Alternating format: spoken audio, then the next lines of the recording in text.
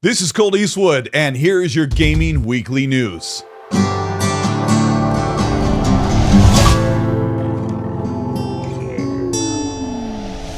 Phil Spencer, head of Microsoft Gaming, did the rounds of interviews this week and talked to Rolling Stone, talked to Bloomberg, and other journalists talking about their new initiative.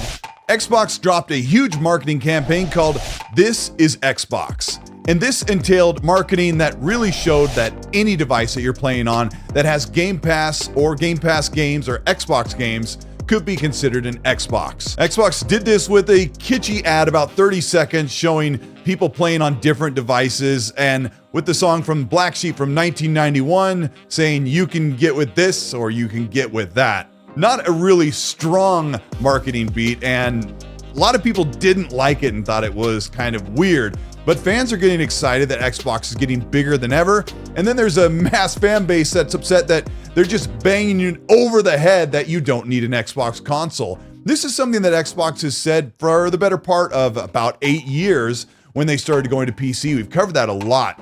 The official Xbox Wire article said, quote, "At Xbox, we're building a future defined by player choice, where people can play their favorite games, discover new adventures, and connect with friends wherever and however they love to play. We also believe that gaming should be easy to access and available to everyone. So whether you have an Xbox console, play on PC with Samsung smart TVs, handhelds, mobile phones, Amazon Fire Stick, or MetaQuest headset with Game Pass Ultimate, you can play with Xbox." And then they ended it by saying, in fact, if you're reading this right now, you're probably reading it on an Xbox device, whether you're on a PC, I'm adding, or your TV, or your phone. They showed this graphic and I thought, okay, they made some jokes. The cat box or a box of sushi wasn't an Xbox, but every other device was. I'm surprised that this wasn't the way they showed the graphic. Because as we learned earlier this week, that Phil Spencer has said that there is no red line on games that are going to go to other platforms. And when he says that, he doesn't want to say the names Nintendo and PlayStation, but he means wherever they can put their games. In fact, Phil Spencer said recently in an interview that the most growth they've seen with Xbox has been across PC and xCloud. Jez Corden of Windows Central had some complaints about this marketing beat, saying, "Main issue is xCloud isn't an Xbox. Asus ROG Ally isn't an Xbox. PC isn't an Xbox. I can't run 99% of my games on these devices." They couldn't be further from Xbox right now. They might be someday, but they're marketing based on plans that haven't been realized again. He's talking about 99% of his games library is not available on an Asus ROG Ally or a MetaQuest headset, because I own some 4,000 games on my Xbox console that spans back and pat on 360, current Xbox One, and Xbox Series games, right? Those games aren't available if I load up my Asus ROG Ally. That's not a reality. I can do it on cloud if the game's cloud-based. So here's what's probably going to happen. Xbox is in the works right now to get all of your games library, these some 10,000 or 15,000 games that are playable right now on the Xbox console, getting those licensed and pushed over so that they can actually be accessed across xCloud or play anywhere. This is the real bombshell idea, is that in the future, Xbox wants to make it, if you buy a game with your Xbox account, whether it's from Ubisoft or some small indie or their own game, that you'll be able to play that on other devices through Xbox Live, even if you're not streaming the game, playing it natively. This is a hurdle I don't think anybody has ever tried to attempt. But Phil Spencer's been saying for years that he thinks that games should be just like his favorite songs, his favorite music and movies, where you can play those wherever you want. You own those, you should be able to play those on any device with your save and that entitlement that you paid for. Phil Spencer also talked to Rolling Stone about next generation consoles, and a small soundbite that he said really got fans wondering, are they gonna make a next generation console? And here's what Phil said. "We'll definitely do more consoles in the future and other devices." I feel like Phil Spencer and the team have said this many, many times, but people tend to feel like Xbox is going to give up on the console as they've kind of given up their strong push right now on the current one. Why would they make a next generation console? We know in 2021, they already started to plan out next generation, and there are rumors that next generation might be as early as 2026, but probably closer to 2027. So they're going forward. And he was asked about mid-gen consoles because right now the PS5 Pro has been really popular across gaming discussions. And Phil Spencer said, "On mid-gen cycle refreshes, we think about hardware that can create unique value for our players or creators on our platform. We don't need to do incremental hardware for our own benefit."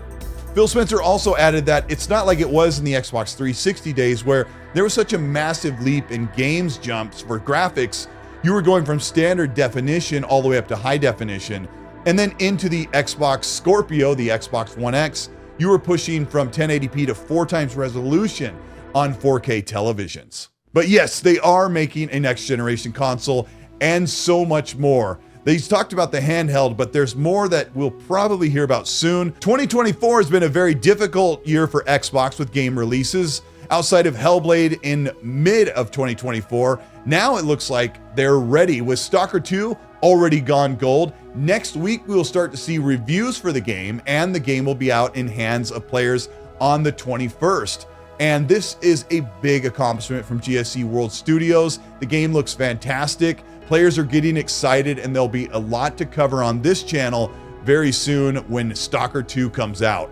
Today, Obsidian also dropped a trailer for Avowed, and Avowed is an interesting prospect. It got pushed into February 18th of 2024. It was originally supposed to be out this week on the Xbox, but was delayed. That was back in August, and then a couple of months later, Assassin's Creed Shadows got delayed and pushed right next to Avowed yet again. Phil Spencer recently spoke up about this, saying that Avowed wasn't delayed due to its quality, but that Obsidian just wanted more time. But the reality is that Xbox wanted Avowed moved so it wouldn't be cramped along their Game Pass titles. He said that him and his team with Matt Booty and the Game Pass team often look at the releases in their scheduling for Xbox Game Pass and first-party titles, and that's why Xbox tries to keep those games out of each other's way for Game Pass releases. I think Avowed looks really cool. I can't wait to play the game, and I'm still surprised that Obsidian hasn't shown any of the third-person gameplay. It's a recent addition they made to give you a full playable game in third person as well as first person, being able to switch back and forth on the fly. They're still hiding what that looks like. This new trailer, which is about a minute long, didn't show any of the new third-person combat other than your companions in front of you. With the recent release of Dragon Age: The Veilguard, a lot of comparisons are being made of the similar art style and the whimsical look of Dragon Age versus Avowed, and the quality that they expect when they thought this would be a very mature Skyrim killer. I think Avowed has a lot more to show if they don't end up showing it in the early part of next year for a developer direct. I think they've shown enough of that. Maybe we'll see more of Avowed very soon. Another reveal was a huge 30-minute documentary for South of Midnight by Compulsion Games. This has been a surprise hit, and the fans are excited at what they've done with this outside of We Happy Few and Contrast.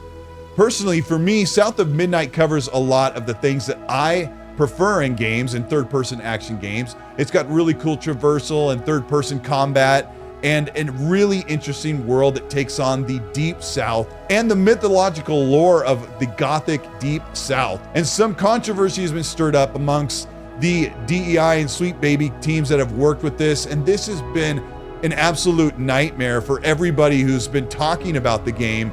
After such a big showing, people, content creators and journalists were sent out to get eyes on the game, not hands-on for South of Midnight. But what returned from that was just more controversy about who's working on the game and who's making choices and decisions about representation, and that has been an absolute nightmare in the past couple years for the games industry. Hopefully South of Midnight is a really good game. Hopefully the storytelling is incredible. I'm a big fan of that style of thing.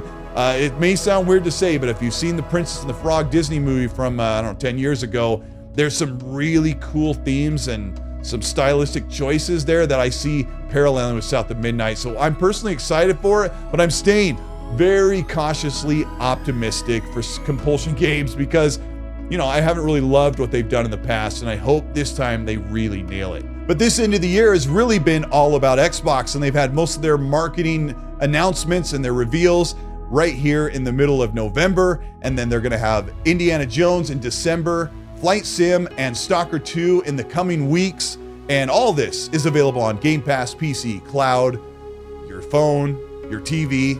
You're watching this video on an Xbox. This is Xbox, and that's what they want you to know. This is Colteastwood, and this has been your weekly gaming news. What a week it's been. A bunch of interviews from Phil Spencer, third-party talk. This is Xbox, that's Xbox. Stalker's coming out soon.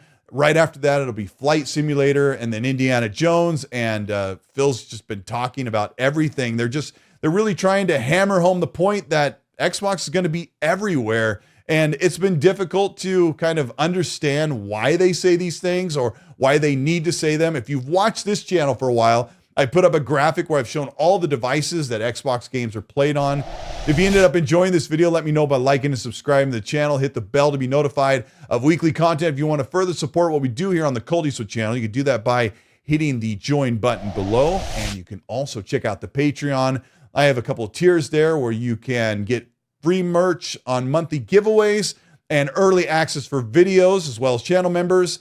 And a super class if you'd like to find out how to do production, get your audio and your video and lighting and production and editing, creating thumbnails. And I don't know, I've got 20 some years of working in video and graphic design, so I can help if that's what you want. So anyway, thank you so much for checking that out. Also, the XSC podcast runs every Monday, 5 p.m. Pacific, 8 p.m. Eastern. Middle-aged Game Guy and I will be on there talking about the news with our guests. Or, it'll be a good time. Thank you for stopping by, and the chat you've been lovely. Thank you so much. I want to know what you think about Phil saying, yeah, we're doing consoles, and hey, Xbox is everywhere. Any screen. Hey, you got a screen? It's an Xbox. Let me know what you think about that stance in the comment section. And while you're there, as I always say, please be nice.